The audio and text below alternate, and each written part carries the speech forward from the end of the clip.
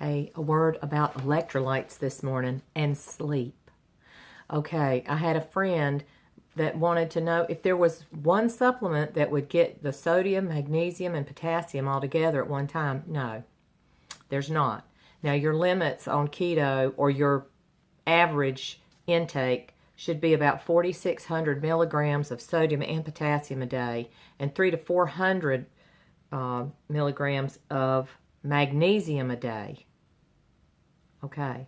Now, if you're going to eat your dark green leafy vegetables, you're going to get a lot of that. If you're going to eat avocados, you're going to get a lot of that. If you're going to eat your spinach, your kale, your collards, you're going to get a lot of that. That's why I urge you, especially at the first, to find a program like Chronometer that you can download the app, measure and weigh your food so you know, because they break it down to the micronutrients.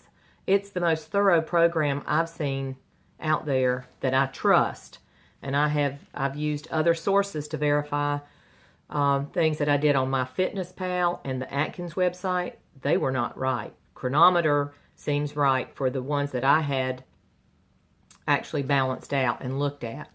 So let's get back to electrolytes. When you get up in the morning, you need to drink a cup of just warm water, tepid water, with the juice of a lemon in it. Now, there's some carbs in there, but the benefits that you're going to get from that lemon juice are going to outweigh any carbs that are in there. Okay, it is a fruit, so let's just log that in as such. But if you can get at least 2 tablespoons of juice out of that lemon and put it in there and just drink that down the first thing in a cup of water.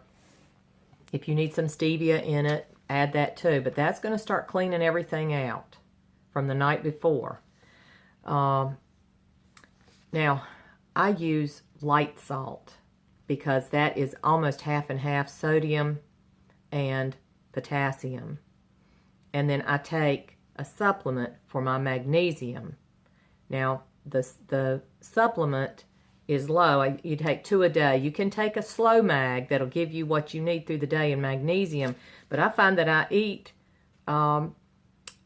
with that supplement, I don't have to worry about my dark green leafies as much because, like I said, I've been off the salads for a while, but at first it was critical for me to get enough. Some people even do the milk of magnesia to get enough magnesium. It will help you sleep, but you'll notice you'll get diarrhea if you take too much. So you know you have to back off from that. But I don't think the potassium is going to stay around in your body if you don't have the right amount of magnesium. All these work together. That's why it really is important for you to log what you eat. Weigh and measure what you eat at first so you can get used to what your body needs. It really is important. Now, and I do that little concoction where I will make if I haven't had my lemon juice separate already in the morning, I'll put some of that in water with some apple cider vinegar and about a half a teaspoon of light salt. Because I know right off the bat now I'm getting some potassium with my magnesium supplement and I'm getting the sodium that I know I'm needing because, you know, once you're on keto, you're going to be expelling a lot of water. You've got to get that sodium back in. You have to. And to get up to 4,600 milligrams of sodium and potassium a day, that would be, if you're just looking at sodium, it's 2 teaspoons of salt a day. And when you're cooking your eggs and your steak, you're using good salt. So you're going to get some salt like that. But try to see one time, you don't measure it out, just put it in a little cup and pinch it all through the day and how you are using that. Just salt, that's the plain salt that you need. That sodium, 4,600 milligrams, is in 2 teaspoons of salt. So if you switch over to light salt, like I did, 1 teaspoon of light salt has 1,440 milligrams of potassium and 1,200 milligrams of sodium. You can see why I just switched out, because I do like my food salty. My body needs it. And if salt tastes good to you, you need it. You need that sodium. So don't deny what your body's telling you need. But there you can get, in just a teaspoon of potassium, you can get 1,440 milligrams in the light salt. Now here's some of the potassium-rich foods that are good for potassium and magnesium. Spinach. If you eat a spinach salad, or 1 cup of spinach is 840 milligrams. You want to be careful that you're not getting too much. A lot of people find it really hard to get 4,700 milligrams a day, but spinach has almost 1,000 in a cup. A half of an avocado has 500 milligrams. And we know how we love those avocados mixed with the tuna, which is another good source. And so all of that plays together. Your lemon juice, for the juice of 1 lemon, it does have 7 milligrams, besides the vitamin A and the vitamin C and a lot of other nutrients in there. So do think about your lemon juice. Now your magnesium is the spinach. Again, if you're using spinach for the potassium, it also has 157 milligrams. So I've seen some people say 180 to 1 cup of spinach. For your magnesium, that's 157 milligrams. Swiss chard, same thing. Kale, collards, mackerel, pecans, dark chocolate, avocado, they all have an amount of magnesium in it too.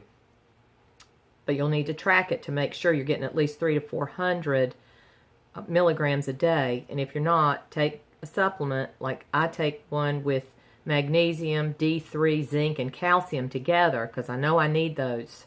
I need those nutrients. If I take 2 a day, that's my magnesium for the day. Now, Slow Mag is another one that I was going to say. Go Keto with Casey.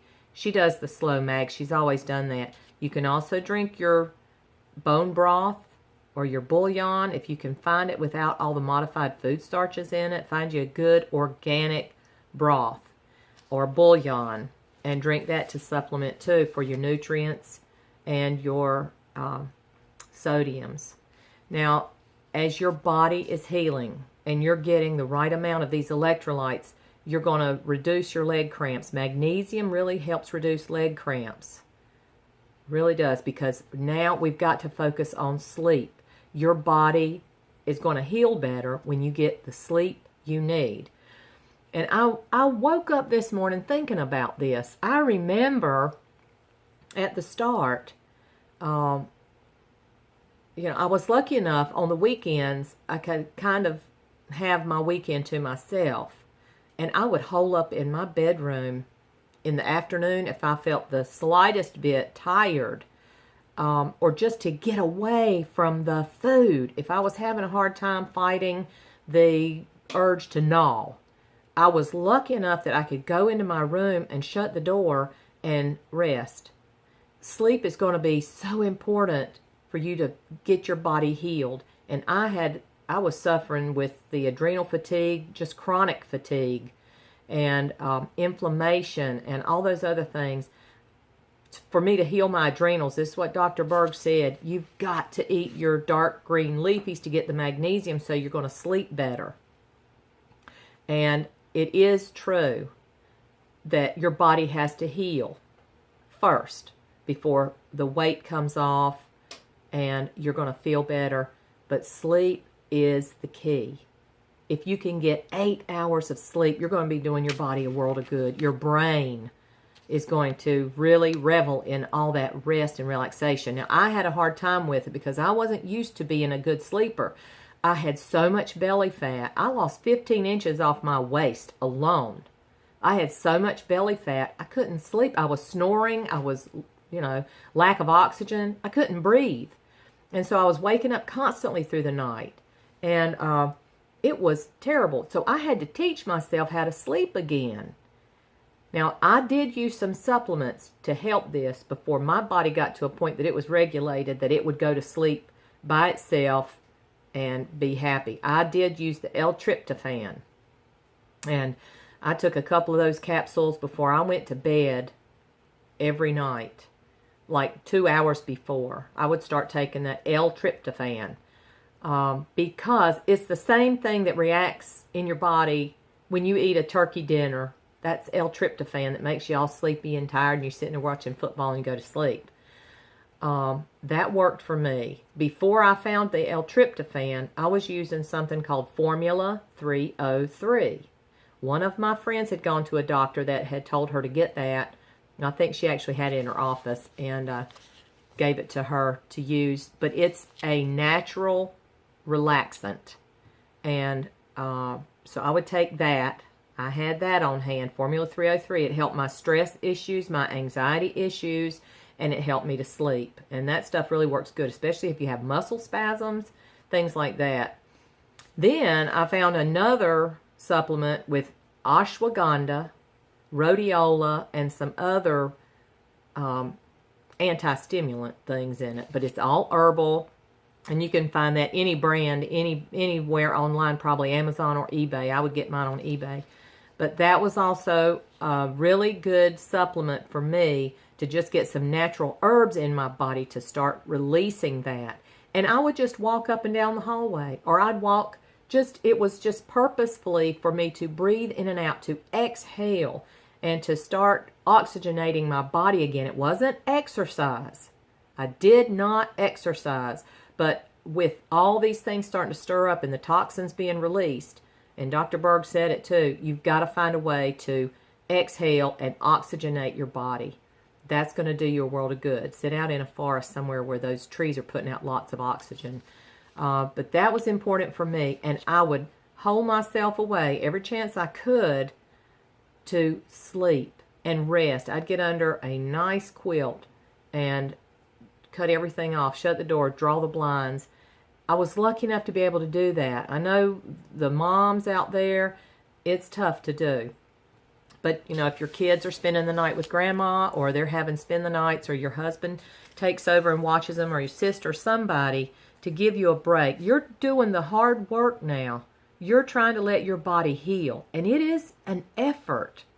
It is an effort because we don't think about that. You know, even if you can, I'm not a bath-taking person, but if you are, load it up with the Epsom salts and the lavender. You're going to get the magnesium too from the Epsom salts, but soak yourself and relax and teach your body how to rest and relax and sleep again. And now that I've been doing low carb and keto for close to 2 years, 20 months, I guess, my body so naturally gets sleepy at about 8:45. I'm just tired. And it's the most wonderful feeling to know that I'm balanced out enough that I can sleep. And I mean, when I sleep, I'm sleeping good. And at my age, at 60, I've been through menopause. I went through all that hellish nightmare, the hot flashes and no sleep, and the sugar overload was just making it so much worse. I didn't have to suffer through those menopause years like I did. I didn't have to suffer like that. I should have given up the sugars and starches then and done the right thing, but hey, when you're in the brain fog, you just find it hard to think past that.